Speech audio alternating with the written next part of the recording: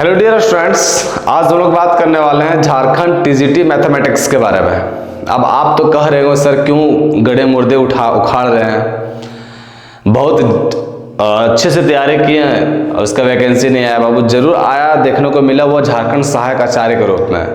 वो झारखंड टीजीटी का नहीं था, बस झारखंड सहायक आचार्य का था, 60 मार्क्स के थे। अगर आप उसका प्रिपरेशन किए होंगे तो आपका उस एग्जाम में काम आया होगा। ऐसा बात नहीं है कि वो बेफजूल हो गया सो। और देखिए, हम आप लोगों को हमेशा कहते हैं कि कोई भी एग्जाम का वैकेंसी आता है ना, कोई भी एग्जाम आते हैं तो आप ऐसा नहीं सोचिए कि आपको बहुत ज़्यादा ही समय दिया जाएगा, कुछ समय ही दिए जाएंगे। अब आप बात कीजिएगा कि गुरुजी हम तो एग्जाम दे दिए झारखंड सहायक आचार्य का, लेकिन वो एग्जाम तो पेंडिंग पड़ा हुआ है। बाबू देखिए, हम लोग के पास है क्या, हम लोग के पास है कि कड़ी मेहनत करके एग्जाम देना। अब वो रिजल्ट इशू करे या ना करे ये तो अब उनकी प्रॉब्लम है ना। अब वो सुप्रीम कोर्ट में मामला चला गया कि सीटेट को वैलिड किया जाए या जेटेट को वैलिड किया जाए। सपोज दैट अगर सीटेट और जेटेट दोनों को वैलिड कर दिया जाएगा तो जो बच्चे ये सोच रहे हैं कि वो तो एग्जाम कैंसिल होना है, वो तो अभी तैयारी करेंगे, जब आएगा नोटिफिकेशन तब तो उसका तो हो गया खेल खलास, है ना। तो अब हमेशा जो है सब पहले से प्रिपेयर रहिए। अभी आपका ये एग्जाम जो तुरंत देखने को नहीं मिलेगा, अभी तो आचार संहिता लागू हो गया, इलेक्शन अभी चलेगा, पूरा पार्टी सार्टी होगा, है कि नहीं, इलेक्शन के समय। उसके बाद 2025 के 4 महीना के बाद या 2025 के लास्ट मंथ में आपका 100 नहीं 200% चांस है कि इसका वैकेंसी देखने को मिलेगा। वो हम कैसे कर रहे हैं, तो वो हम इसलिए कर रहे हैं बाबू कि जितने भी अगल बगल आपके कोई भी रिश्तेदार या आस पड़ोस में जो भी होंगे जो ऑलरेडी शिक्षक है, गवर्नमेंट टीचर है, जो सरकारी स्कूल में पढ़ा रहे हैं बाबू, उन लोग से बात कीजिएगा तो आप बोलेंगे कि सर हम वहाँ अकेले हैं और इतना स्टूडेंट को पढ़ा रहे हैं। मतलब वो आपको बता देंगे कि वाकई में झारखंड में टीचर की जरूरत है ना। वो आप किसी भी आप जो भी जितने भी आपको मतलब आपके जान पहचान के हैं या अननोन भी हैं जो गवर्नमेंट टीचर हैं या सरकारी स्कूल में पढ़ा रहे हैं, आप उनसे बात कीजिए, वो आपको हमेशा यही बात बोलेंगे। और वो बोलेंगे ये भी कि आपको वैकेंसी आने वाली है ना।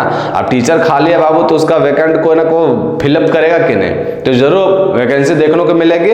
और मान लीजिए कि आपके पास जो है 6-7 महीना या 8 महीना समय है बढ़िया से प्रिपरेशन होने का, तो बढ़िया से इसका सिलेबस भी तो लार्ज है बाबू, तुरंत तो सिलेबस कंप्लीट होगा नहीं, तो है ना। तो अभी से हम इसका सिलेबस का तैयारी करेंगे और हम लोग को नेगेटिविटी बातों में जाना नहीं है।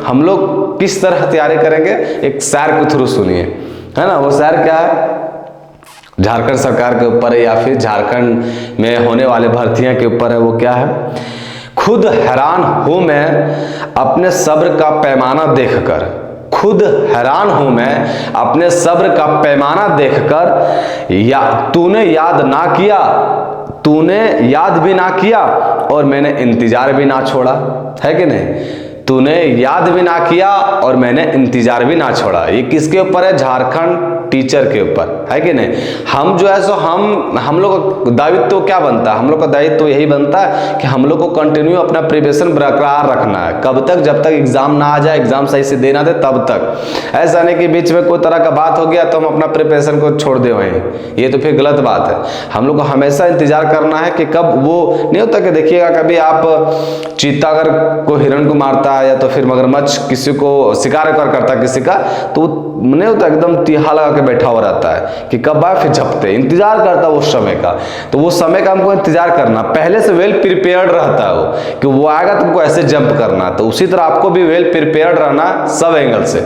आपका सब सर्टिफिकेट मौजूद होना चाहिए, आपका सब अच्छा सब प्रिपरेशन स्ट्रॉन्ग होना चाहिए। सब चीज अगर मौजूद रहा तो फिर आपका झपट्टा मारिएगा, आपका बाजी मतलब बाजी मार दीजिएगा, वरना फिर आप फिर अगले साल इंतजार कीजिए। और झारखंड में पता है कि नहीं कि आपको एक बार आ गया तो फिर दोबारा कब मौका मिलेगा वो आपको भी पता नहीं, ये बात तो पता होना चाहिए आप लोग को, है ना। तो आज हमको इसके संपूर्ण, इसके एलिजिबिलिटी क्या है, सैलरी क्या है, एग्जाम पैटर्न क्या है, कट ऑफ क्या है, सिलेबस क्या है, सभी चीज के बारे में डिस्कस करेंगे, संपूर्ण जानकारी, है ना, झारखंड टीजीटी मैथमेटिक्स के बारे में। तो चलिए बिना लेट के स्टार्ट करते हैं आपके अपने प्यारे से प्लेटफॉर्म, कौन सा नाम है, ब्राइट फ्यूचर, बस सुमित सर के, है ना। बखूबी तो जान रहे होंगे आप लोग, इस प्लेटफॉर्म पे ऑलरेडी हम लोग पहले भी डिस्कस कर चुके हैं। और देखिए, हम आप लोगों को तो बताएं कि जब भी कोई सा भी एग्जाम का प्रिपरेशन करते हैं तो सबसे पहला काम है उसको सिलेबस नोट डाउन करना, उसके बाद उसके प्रीवियस ईयर का क्वेश्चन पेपर करना। इसका प्रीवियस ईयर का क्वेश्चन पेपर तो हम लोग कर चुके हैं, लेकिन फिर भी 75 क्वेश्चन रहते मैथमेटिक्स का, 3 दिन में निपटा देंगे, फिर से कर लेंगे, क्या दिक्कत है, मेमोराइज हो जाएगा, है ना। तो चलिएगा करके बात करते हैं कि इसके एलिजिबिलिटी क्राइटेरिया क्या है, एग्जाम पैटर्न क्या है, सैलरी क्या है, सिलेबस क्या है और कट ऑफ क्या है ना। आते हैं सबसे पहले हम लोग किसके बारे में, एलिजिबिलिटी के बारे में।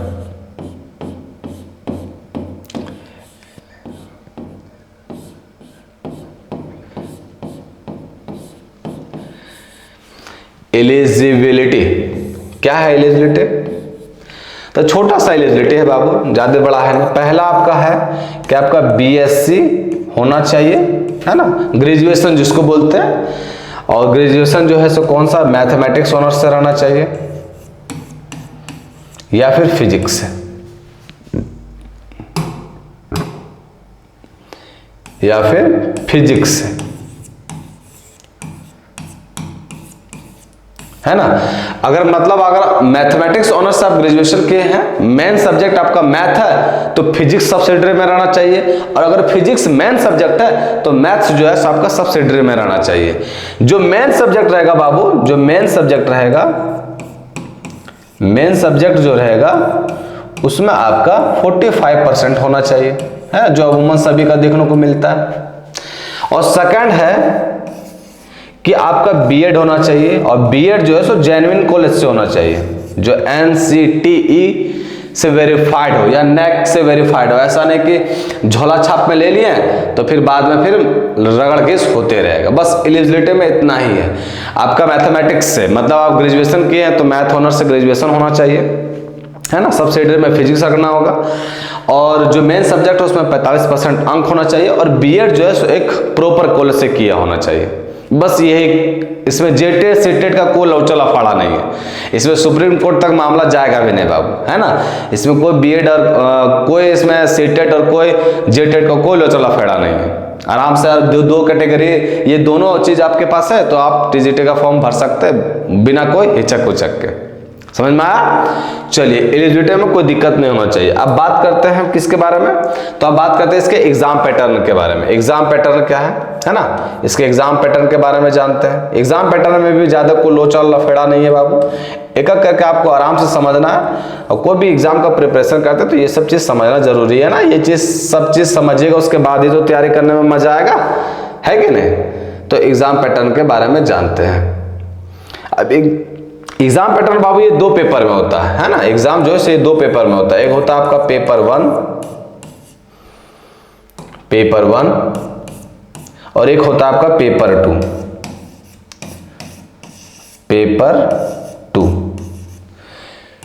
पेपर 1 और पेपर 2, है ना। अब पेपर 1 में जो आप बोलो, पेपर 1 में, तो पेपर 1 में जो है आपका 2 सब्जेक्ट होता है, एक आपका होता है हिंदी, एक आपका क्या होता है हिंदी, और दूसरा सब्जेक्ट जो है होता है जीके।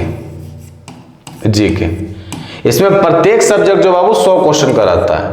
100 क्वेश्चन आपका हिंदी का रहेगा और 100 क्वेश्चन है आपका जीके से रहेगा।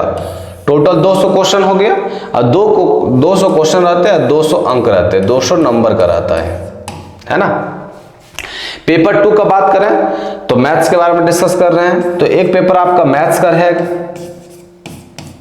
और एक पेपर आपका फिजिक्स का रहेगा। फिजिक्स का मैथ्स जो बाबू 75 क्वेश्चन रहते हैं इसमें, और फिजिक्स में भी जो है 75 क्वेश्चन रहते हैं। 75 क्वेश्चन, दोनों मिलाकर 150 क्वेश्चन हो गया। अंक जो है सो कितना अंक के रहते हैं, तो 300 नंबर के रहते हैं, है ना। अब इसमें बात क्या करना स्पेशल, तो स्पेशल देखिए बात ये करना है बाबू कि ये जो है ना, ये 200 क्वेश्चन रहते हैं, 200 मार्क्स का रहता है। ये आपका 150 ही क्वेश्चन रहेंगे, लेकिन ये 300 मार्क्स का रहेगा। मतलब प्रत्येक क्वेश्चन इसमें 2 मार्क का, और ये प्रत्येक क्वेश्चन 1 मार्क्स का रहेगा। अब ये जो पेपर है बाबू, ये क्वालिफाइंग पेपर है। ये नेचर में जो है ना पेपर 1, ये पेपर 1 जो नेचर में है ये क्वालिफाइंग है, क्वालिफाइंग है बाबू। मतलब अगर आप 33% नंबर लेते आए तो बस इतना ही लाना ही है आपको, 33% नंबर। 33% नंबर 200 का 33% कितना होता है? 66 नंबर। अब किसी एक में भी 66 नंबर लेता है तो बस ये पेपर आपका पास हो गया। इसमें आपका मेरिट लिस्ट नहीं बनेगा, मेरिट लिस्ट जो है सो पेपर 2 में बनेगा। वो कितना कट ऑफ जाता है उसके बारे में हम डिस्कस करेंगे।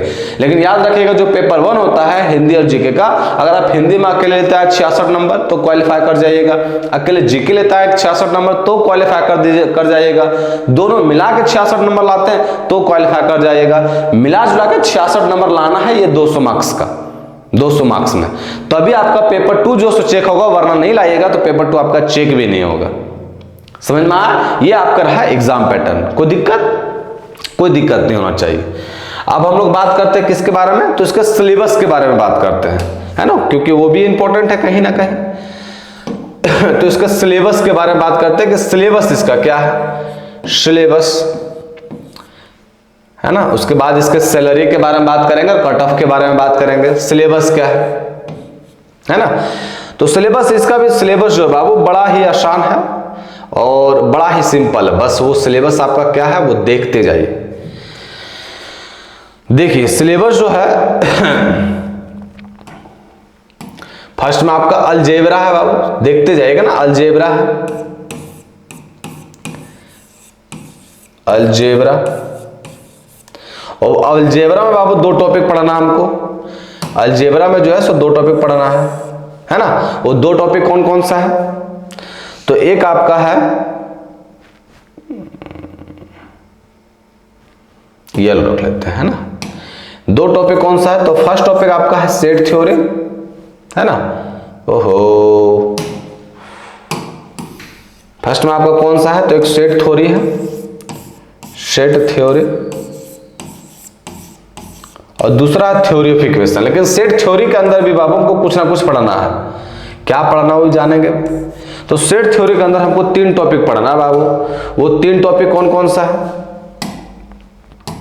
देखिए फर्स्ट टॉपिक है मेरा, सेट थ्योरी के अंदर 3 टॉपिक है। फर्स्ट क्या है? तो फर्स्ट है मेरा जनरलाइज्ड,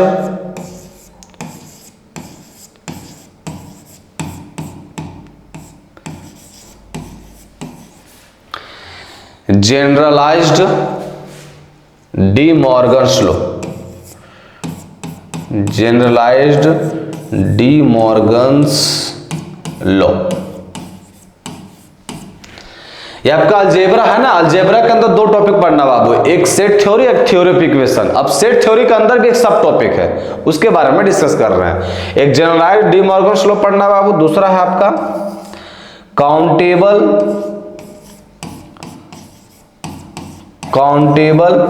एंड अनकाउंटेबल सेट्स पढ़ना है, अनकाउंटेबल सेट्स पढ़ना है। और तीसरा टॉपिक क्या है बाबू आपका? तो तीसरा टॉपिक है मेरा, तीसरा टॉपिक है सेट मैपिंग्स, है ना, सेट मैपिंग्स। ये 3 ही टॉपिक आएंगे, आराम से लिखेंगे, सब कुछ क्लियर से दिखना भी तो चाहिए, है ना। ये देखिए अलजेब्रा के अंदर 2 टॉपिक है बाबू, एक सेट थ्योरी है, एक थ्योरी ऑफ इक्वेशन है। सेट थ्योरी के अंदर सब टॉपिक है, पहला आपका जनरलाइज्ड डी मॉर्गन्स लॉ, और सेकंड में काउंटेबल एंड अनकाउंटेबल सेट्स, और थर्ड में जो है सो सेट मैपिंग है ना। आप सेकंड में जानते हैं जो सेकंड टॉपिक है थ्योरी ऑफ इक्वेशन, उसमें क्या क्या पढ़ना है तो चलिए जानते हैं फटाफट। Theory of equation, theory of equation,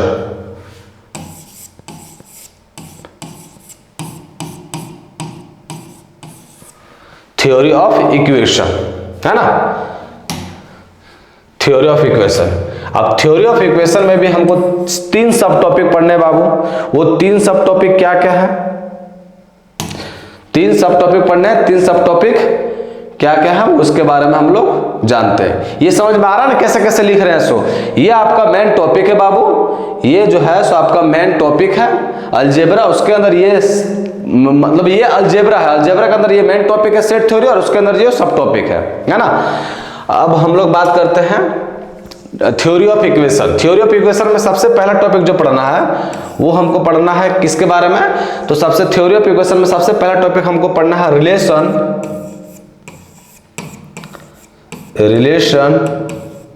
between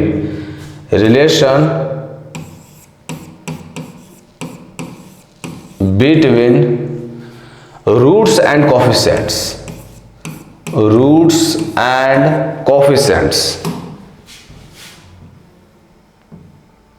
relation between roots and coefficients.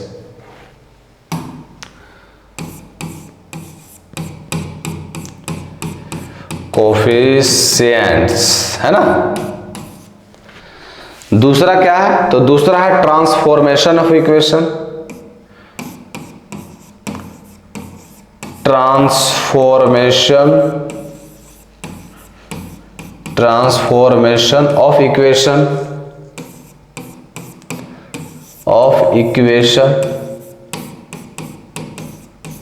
Equation और थर्ड टॉपिक है बाबू, वो थर्ड टॉपिक आपका symmetric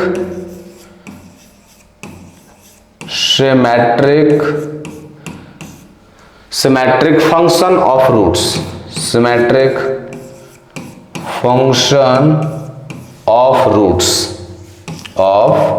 roots.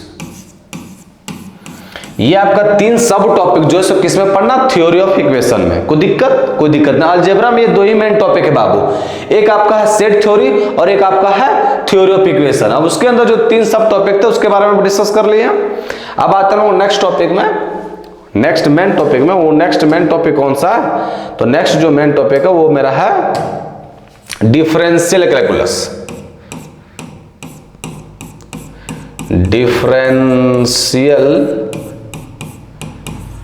Differential calculus.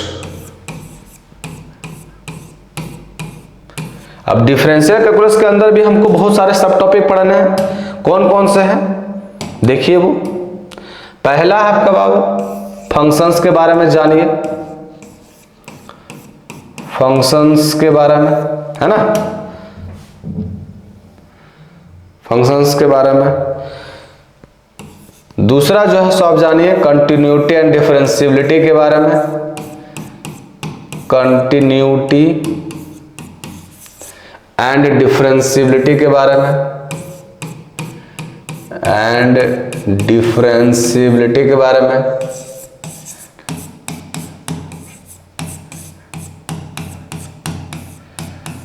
Continuity and differentiability के बारे में क्लियर से दिख रहा होगा ना, चलिए दिख रहा होगा, बड़ा बड़ा तो लिख रहे हैं।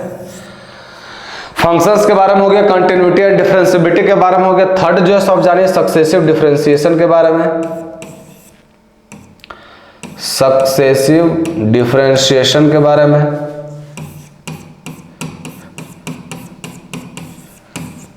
डिफरेंशिएशन के बारे में, है ना, ये थर्ड टॉपिक हो गया। फोर्थ जो है सब जानिए पार्शियल डिफरेंशिएशन के बारे में, पार्शियल डिफरेंशिएशन के बारे में। ये ऐसे लगाते हैं तो समझ आएगा ना, ऊपर वाला ही है ना, तो समझदार हैं ही आप लोग, है कि नहीं। फिफ्थ टॉपिक जो है बाबू वो आपका हो गया, ये हो गया पार्शियल डिफरेंशिएशन। फिफ्थ टॉपिक होगा आपका लेबनिज थ्योरम के बारे में जानिए, लेबनिज थ्योरम के बारे में जानिए, लेबनिज थ्योरम, है ना। सिक्स में जो है आपका यूलर्स थ्योरम के बारे में जानिए,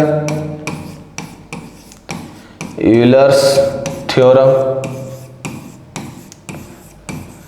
और 7 में जो है सो आप जानिए किसके बारे में, तो 7 में आपका जानिए टेंजेंट और नॉर्मल के बारे में,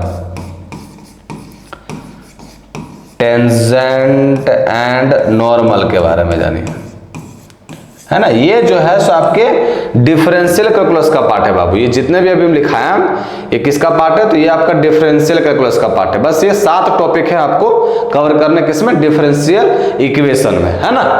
ये सिलेबस के बारे में भी एक बार हम बोल के बता देंगे, लेकिन आप ये ऐसे नोट डाउन करते जाइए या स्क्रीनशॉट लेते जाइए, है ना। ये आपका किसका होगा, डिफरेंशियल कैलकुलस के बारे में। चलिए अब हम बात करते हैं किसके बारे में, इंटीग्रल कैलकुलस के बारे में।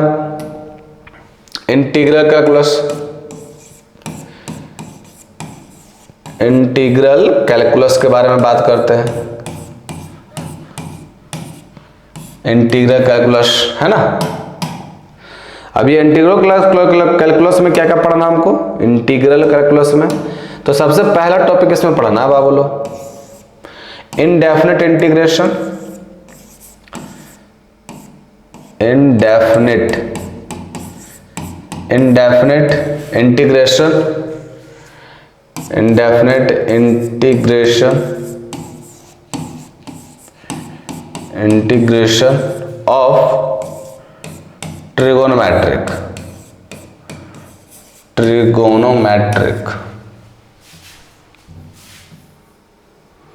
इंटीग्रल कैलकुलस में पढ़ना सबसे पहला topic indefinite integration of trigonometric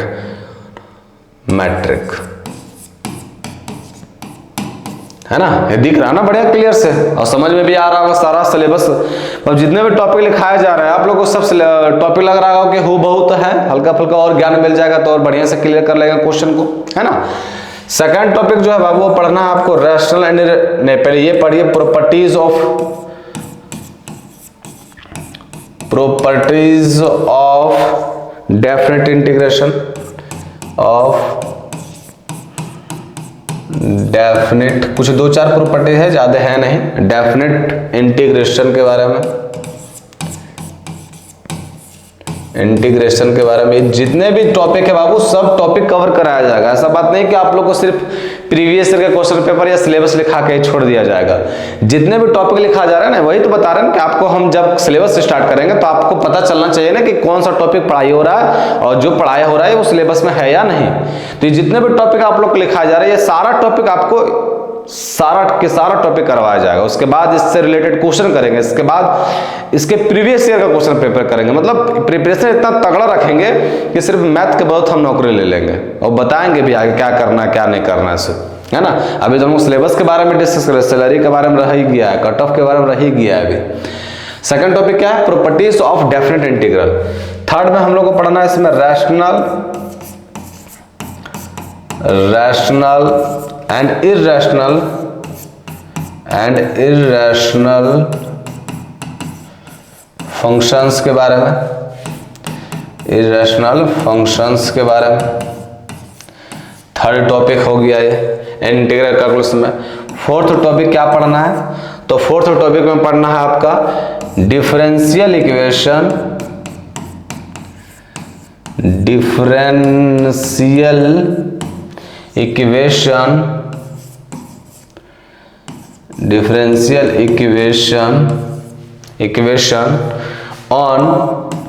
equation on first order and first degree and ये दिख रहा ना ये, and differential equation on first order and first degree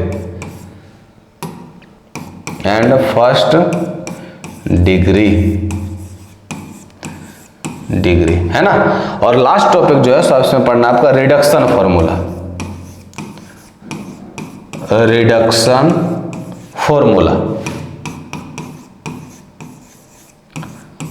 ये टोटल 5 टॉपिक है बाबू जो हमको कवर करना किसमें, इंटीग्रल कैलकुलस में, है ना।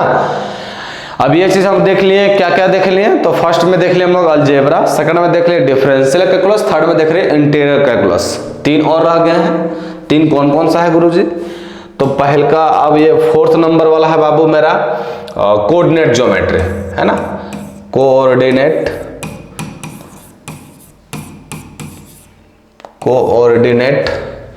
ज्योमेट्री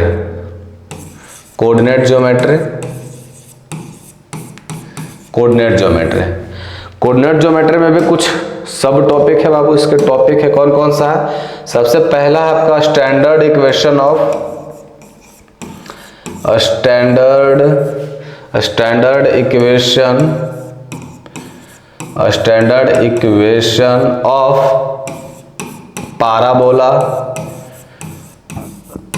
parabola,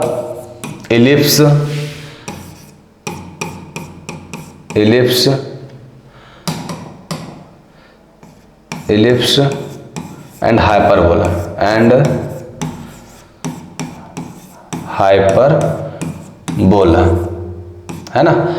और सेकंड टॉपिक, इसमें दो ही टॉपिक है, एक आपका standard equation of parabola, ellipse and hyperbola पढ़ना है, और सेकंड टॉपिक आपका क्या है, कोऑर्डिनेट ज्योमेट्री में सेकंड टॉपिक क्या है, सेकंड टॉपिक इसमें भी जो है हमारा टेंजेंट एंड नॉर्मल है बाबू, टेंजेंट एंड नॉर्मल। आप कहेंगे गुरुजी टेंजेंट और नॉर्मल तो डिफरेंशियल कैलकुलस में भी था, टेंजेंट एंड नॉर्मल, लेकिन इसमें जो पढ़ेंगे बाबू, इसमें हमको हटाना है, किसको हटाना है, किसको हटाना है, डायमीटर को, है ना, डायमीटर, डायमीटर फॉर्म को जो है सो हमको एक्सक्लूड रखना है इसमें, डायमीटर फॉर्म एक्सक्लूडेड, एक्सक्लूडेड हटाना है, मतलब समझ में आ गया। तो ये दो ही टॉपिक है जिसको हमको पढ़ना है कोऑर्डिनेट ज्योमेट्री में। कोई दिक्कत नहीं होगा। अब कोऑर्डिनेट ज्योमेट्री 3D में क्या पढ़ना है बाबू, वो देखते हैं। Coordinate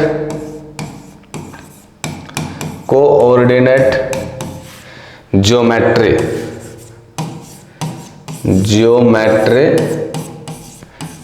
3D, 3 dimension. 3D का मतलब ये क्या होता है, 3 dimension.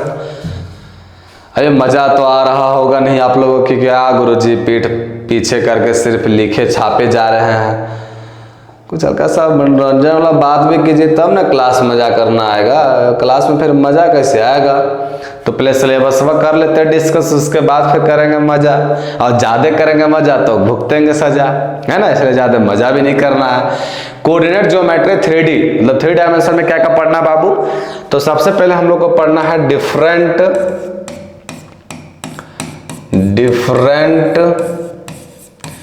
Coordinate system, different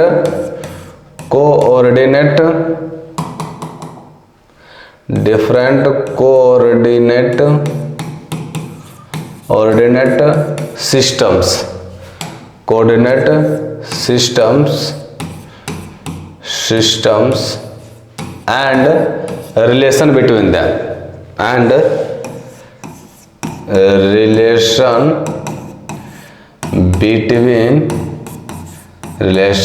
between them, है ना। सेकंड टॉपिक क्या पढ़ना है, तो सेकंड टॉपिक इसमें हम लोग को पढ़ना है डायरेक्शन कोसाइंस,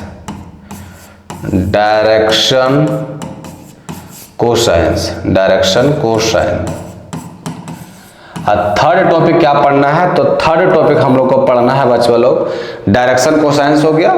थर्ड टॉपिक पढ़ना है स्ट्रेट लाइन इन प्लेन, है ना, स्ट्रेट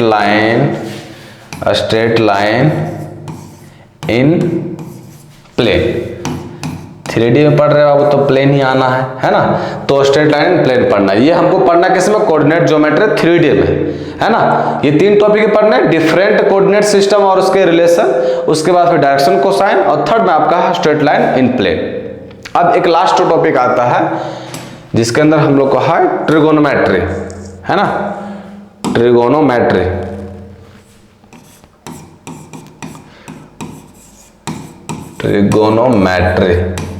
अब ट्रिगोनोमेट्री के अंदर क्या क्या पढ़ना है, तो ट्रिगोनोमेट्री के अंदर सबसे पहले टॉपिक पढ़ना है बाबू हम लोग को, वो क्या पढ़ना है, तो सबसे पहला टॉपिक पढ़ना है डी मोवियस थ्योरम,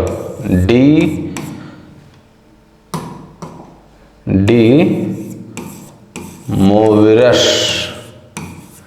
थ्योरम और इसके एप्लीकेशन के बारे में डायरेक्ट इससे सवाल आ जाता है, थ्योरम एंड इट्स एप्लीकेशंस के बारे में,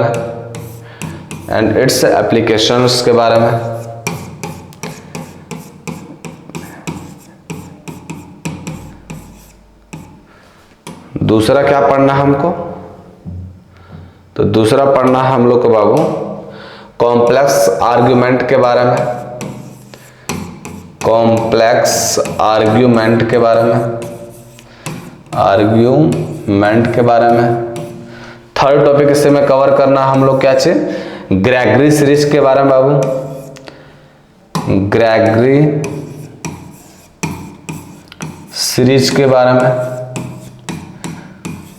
फोर्थ टॉपिक क्या कवर करना है, तो फोर्थ टॉपिक करना है समेशन ऑफ सीरीज के बारे में, समेशन ऑफ सीरीज के बारे में, समेशन ऑफ सीरीज के बारे में, है ना।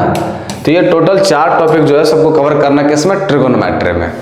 तो ये टोटल देखिएगा बाबू तो ओवर 6 ही टॉपिक है। एक आपका ट्रिगोनोमेट्री है, दूसरा आपका कोऑर्डिनेट ज्योमेट्री है, थर्ड जो है आपका नहीं सॉरी दूसरा कोऑर्डिनेट ज्योमेट्री लेकिन 3D में, थर्ड जो है सिर्फ आपका कोऑर्डिनेट ज्योमेट्री है, 4 नंबर जो है सिर्फ इंटीरियर कैलकुलस है, 5 नंबर डिफरेंशियल कैलकुलस है और 6 नंबर जो है आपका है अलजेब्रा। ये 6 टॉपिक जो है सबको मूल रूप से कंप्लीट करना है झारखंड टीजीटी के लिए, है ना।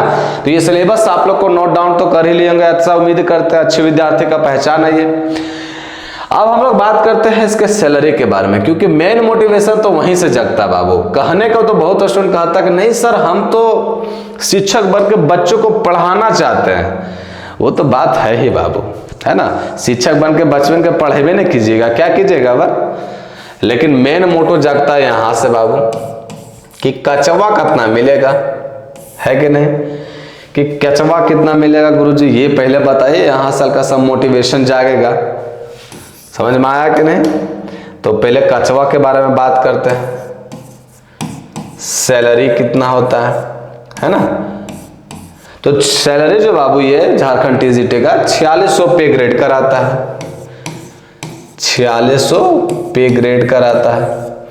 अब ये 4600 पे ग्रेड का मतलब गुरुजी ज्यादा तो इंग्लिश बुझाता है नहीं और आप इंग्लिश में झाड़ले जा रहे हैं, ठेठ में समझाइए। सैलरी 4600 पे ग्रेड का मतलब होता है बाबू कि आपका लगभग पर मंथ 10,000 से लेकर 35,000 तक सैलरी रहेगा, है ना। 10,000 से लेकर इकाएं दाएं सैकड़ा हजार 10,000, इकाएं दाएं सैकड़ा हजार 10,000, मतलब 10,000 से लेकर 35,000 तक आपका सैलरी रहेगा, है ना। अब ये कुछ दिन समय इन्वॉल्व करने के बाद आपका सैलरी का कोई टेंशन नहीं लेने देना है। ये आपका कब 75 कब 80 कब 70 पहुंच जाएगा पता भी नहीं चलेगा। ये आपका सैलरी है बाबू, है ना, पर मंथ। समझ में आया। अब इसके लास्ट सेशन में आते हैं कट ऑफ के बारे में। उसके बाद हम लोग ऑल ओवर देखेंगे कि हम लोग गुरुजी स्ट्रैटेजी कैसे अपनाएं कि ये एग्जाम निकल जाए, समझे। और शादी ब्याह भी होवे, रिश्ता उस्ता आवे गुरुजी, है ना। तो शादी ब्याह करे से रुकल है। तो ये वैकेंसियाँ हुआ कब बाबू 2016 में। उसमें कट ऑफ जो बाबू से लगभग 174 से 180 के आसपास गया था, है ना। 170 से लेकर 180 के आसपास। ये अब जनरल कैटेगरी का बता रहे हैं, ये जो है सो जनरल कैटेगरी का है ना, क्योंकि ये मैक्सिमम इतना ही हो सकता है, ये जनरल कैटेगरी। अगर अब ओबीसी में बिलोंग करते हैं तो और कम होगा, है ना। अब देखिए हम आप लोगों को क्या बात करना चाह रहे हैं, ये चीज तो समझ में आ गया आपको। देखिए अब आते हैं मुद्दा वाला बात। कट ऑफ कितना गया 174 से 180 के बीच बाबू। अब आते हैं हम लोग मुद्दा वाला बात। वो मुद्दा वाला बात क्या है, ये देखिए मुद्दा वाला बात ये है बाबू कि मेरा 2 ही पेपर में एग्जाम होने वाला है गुरुजी। एक पेपर जो है सो क्वालिफाइंग है, अगर हिंदी किसी तरह हम सही से कंप्लीट कर ले गुरुजी तो अकेले 66 नंबर ला के इसको क्वालिफाई कर देंगे। किनारे रह गया ये, क्वालिफाई आराम से होगा, हिंदी आराम से सॉल्व कीजिएगा आप लोग बस। अच्छा बाबू एक चीज और याद रखिएगा, इसमें नेगेटिव मार्किंग नहीं है ना, नहीं तो गुरुजी अगर अंधवारी टिक मारेंगे जय माता दी करके नेगेटिव मार्किंग ना तब फंस जाएंगे हम। फंसेगा नहीं बाबू, अगर में नो नेगेटिव मार्किंग है ना। इसमें जो है सो नेगेटिव मार्किंग नहीं है। चलिए इसमें जो है सो आपका नो नेगेटिव मार्किंग है, no negative marking, no negative marking, no negative marking. मतलब जय माता दी करके भी मारिएगा, माता दी आपके साथ रही तो आपका एग्जाम क्वालिफाई करा देगा, लेकिन मैक्सिमम केस में साथ रहती ही नहीं है ना। नो नेगेटिव मार्किंग है इसमें, मतलब कोई सा भी नेगेटिव मार्किंग नहीं। अगर मान लीजिए अब ये सभी बाबू समय भी हल्का सा डाउनलोड मतलब देख लीजिए समय, ये दोनों पेपर में बाबू कितना मिलता है 3 घंटा बाबू, है ना, 3 घंटा मिलता है। और इसमें भी आपका 3 घंटा मिलता है। इसमें भी जो है बाबू पेपर 2 में इसमें भी हमको कितना घंटा मिलता है, तो इसमें भी हमको 3 घंटा का समय मिलता है बाबू, है ना। इसमें भी जो है हमको 3 घंटा का समय मिलता है। और 3 घंटा तो इनफ समय है बाबू, है कि नहीं, 3 घंटा कम समय है नहीं। 3 घंटा का समय इसमें भी मिलता है। मतलब अगर हम ये 3 घंटा में 200 क्वेश्चन मारा है, 200 क्वेश्चन में 66 नंबर भी आ गया तो क्वालिफाई हो जाएगा। ये बड़ा डिफिकल्ट वाला काम नहीं है, डिफिकल्ट वाला काम यहाँ से स्टार्ट होता है। अब यहाँ देखिए बाबू, ये 75 क्वेश्चन मैथमेटिक्स का आता है, 75 फिजिक्स का आता है। अगर हम मैथमेटिक्स में 75 में 70 या 65 भी सही कर ले तो 120 से 130 मार्क्स जो है यहाँ से सेफ हो जाता है। अब कट ऑफ गया है कितना बाबू, तो गया है कट ऑफ 170 से 180 के बीच में गुरुजी। 120 से 130 मार्क्स तो मेरा अकेले मैथमेटिक्स का हो गया। और बता दें, जो भी बीएससी मैथमेटिक्स ऑनर्स से किएंगे, जिसका मेन सब्जेक्ट अगर मैथ्स रहा होगा बाबू, उसका 100% है कि मैथ्स जो है सो स्ट्रांग रहा होगा। उसके लिए जो है 120 से 130 लाना कोई बड़ा डिफिकल्ट वाला काम है नहीं। अच्छा, ऐसा नहीं है कि जो फिजिक्स ऑनर्स किए उसके लिए डिफिकल्ट है, उसके लिए भी डिफिकल्ट नहीं है, क्योंकि सब्सिडरी में भी पढ़ना ही पड़ता है हम लोग को मैथमेटिक्स, है ना। तो ये 120 से 130 नंबर अकेला आपको मैथमेटिक्स दे सकता है। बच गया रेस्ट ऑफ द सब्जेक्ट जिसके बारे में बात कर रहे हैं, जिसका मैथमेटिक्स पूरा ही स्ट्रांग रहता है। तो 120 से 130 इसका यहीं से बन गया। बच गया 20 से 30 मार्क्स, वो मेरा फिजिक्स से दे जाएगा। नेगेटिव मार्किंग तो है नहीं। जय माता दी करके पहले तो हम 15-20 तो सही कर लेंगे, जय माता दी करके मना देंगे 50 को, 10 से सही हो गया, मेरा आ गया कट ऑफ के अंदर, है ना। मतलब ये जो अगर आप स्ट्रेटजी के अनुसार पढ़िएगा ना बाबू, 6 टॉपिक तो पढ़ना है, उसके अंदर कुछ कुछ सब टॉपिक है। अगर आप स्ट्रेटजी से पढ़िएगा तो 100% है, 200% लिख के गारंटी देते हैं हम कि ये एग्जाम आराम से क्रैक हो सकता है। कोई डिफिकल्ट काम नहीं है, ये कोई यूपीएससी लेवल का एग्जाम नहीं है कि पहले प्रीलिम्स होगा, फिर मेंस होगा, फिर इंटरव्यू होगा। सब कुछ ताम झाम नहीं है बाबू। एक एग्जाम है, 1 डे का एग्जाम है, एक दिन में एक सेशन, मतलब 3 घंटा का इंटरवल देगा, 3 घंटा में एक एग्जाम लेगा, कुछ इंटरवल देगा और कुछ इंटरवल के बाद फिर ये दूसरा पेपर ले लेगा, कहानी खत्म। एक के दिन में एग्जाम खत्म, दूसरा दिन में, तीसरा दिन में जब चाहे तब रिजल्ट का इंतजार कीजिए आप। तो ये आराम से आप जो है एग्जाम को क्रैक कर सकते हो, कोई बड़ा डिफिकल्ट काम नहीं है। अब रह गया गुरुजी कि आप तो बार बार ये बोल रहे हैं कि एग्जाम क्रैक किया जा सकता है, लेकिन किया कैसे किया जा सकता है वो तो बताइए, इसका की पॉइंट क्या है। तो देखिए बाबू, इस प्लेटफॉर्म पे हम जो है सो आप लोग को मैथमेटिक्स का एकदम जो होता है ना, 0 से लेकर हीरो तक बताएंगे आपको, है ना। मतलब जितना भी ये सब सिलेबस के बारे में डिस्कस किए हैं, इस सभी सिलेबस के बारे में आपको डिस्कस किया जाएगा, सभी टॉपिक के बारे में डिस्कस किया जाएगा। जैसे हम सेट थ्योरम में सबसे पहले बताएंगे आप लोग को कि ये जनरलाइज्ड डी मॉर्गन्स लॉ होता क्या है, फिर इससे रिलेटेड कुछ क्वेश्चन करेंगे और उसके बाद फिर देखेंगे इसका प्रीवियस ईयर का क्वेश्चन पेपर आया है, और आया है तो कौन सा क्वेश्चन आया उसके बारे में फिर डिस्कस करेंगे। मतलब यदि आप हमको 6 महीना से 8 महीना समय दे देते बाबू, तो हम आप लोग को गारंटी देते हैं कि मैथ्स में अकेले बाबू आपका, मैथ्स में जो है ना सो अकेले हम आपका 120 से 130 मार्क्स कवर करवा देंगे, 120 से 130 मार्क्स। अब बचा हुआ 20-30 मार्क्स है वो फिजिक्स से भी लास्ट में कवर करवा देंगे, डोंट वरी इसके लिए। लेकिन 120 से 130 मार्क्स अकेले मैथमेटिक्स से आपको कवर करवा देंगे हम। 150 मार्क्स का रहता बाबू, ये 140 तक भी जा सकता है, बशर्ते आपको 6 महीना हमको मेरे साथ समय दे देना, 6 से 8 महीना। और 6 से 8 महीना में इतना रगड़ के पढ़िए कि मैथमेटिक्स जो है ना सबको पूरा बढ़िया से स्ट्रांग हो जाए। और आ गया फिजिक्स का गुरुजी, फिजिक्स का क्या करें, तो फिजिक्स का कोई बात नहीं है, आप साइड से कुछ जिसका मेन पेपर जो मैथमेटिक्स है बीएससी में जो लिए हैं, तो कुछ साइड में हल्का फुल्का पढ़ते जाइए। फिजिक्स का भी टॉपिक नहीं होता, एक दिन लिखा देंगे हम, लेकिन फिजिक्स में हल्का पढ़ते जाइए, उधर से आपका 20-30 मार्क्स कवर हो जाएगा। फिर आपका जो मेरिट लिस्ट है बाबू वहां तक आपका बन जाएगा, कट ऑफ के अंदर आ जाइएगा आप, समझ में आया। तो इस स्ट्रेटजी से आप लोग को पढ़ना है और कंटिन्यू पढ़ना है अभी से 8 महीना तक या 6 महीना तक। ऐसा नहीं कि गुरुजी वो नोटिफिकेशन आएगा उसके बाद फिर जगेंगे ना, तो उस समय जब तक जगिएगा बाबू तब तक लेट हो चुका होगा। पता चलेगा आप जिस समय नौकरी का तैयारी करें तब तक आपका दोस्त जो है शादी ब्याह करके उसका बाल बच्चा आपको चाचू चाचू कह रहे हैं। तो आप ये सुनना पसंद करते हैं तो फिर बेफिक्र आप नोटिफिकेशन का इंतजार कीजिए। और ये सुनना पसंद नहीं करते हैं, सोचते कि चलिए सब दोस्त लोग साथ में नौकरी लेंगे, सब दोस्त लोग साथ में घूमेंगे फिरेंगे, तो फिर आप अभी से प्रिपरेशन कीजिए। वरना आप ऐसा सोच रहे हैं, आपके दोस्त ऐसा नहीं सोच रहे, वो अभी से प्रिपरेशन कर रहे हैं, है ना। और एक बार तो जायज मानता कि एक बार आप अपने सिलेबस को बढ़िया से निपटा दीजिए, उसके बाद आप रिवीजन करते जाइए ना, पूरा रिवीजन कीजिए आप, है ना। तो आज हम मूल रूप से इसी के बारे में डिस्कस करने वाले थे बाबू कि इसका सिलेबस क्या है, इसका पैटर्न क्या है ना, इसके एलिजिबिलिटी क्राइटेरिया क्या है, उसके बाद इसका सैलरी क्या है, कट ऑफ क्या है, ये सब चीज के बारे में डिस्कस करने वाले थे। उम्मीद करते हैं कि सारी चीज आप लोग को बढ़िया से क्लियर हो गया होगा। हम लोग नेक्स्ट जो बाबू इसके टॉपिक के ऊपर बात करेंगे, और टॉपिक के ऊपर बात करने से पहले प्रीवियस ईयर का क्वेश्चन पेपर करवा देंगे। इसका ऑलरेडी कराया गया है, लेकिन हम जो है इस बार जो है उससे शॉर्टकट तरीका से करवाएंगे, है ना। 25-25 क्वेश्चन का करवाएंगे, 75 क्वेश्चन तो रहते हैं मैथमेटिक्स में, है ना। उसके बाद फिर हम लोग मूव करेंगे इसके टॉपिक के बारे में। है ना। तो चलिए आज के लिए इतना है, फिर मिलते हैं कल। जय हिंद, जय भारत।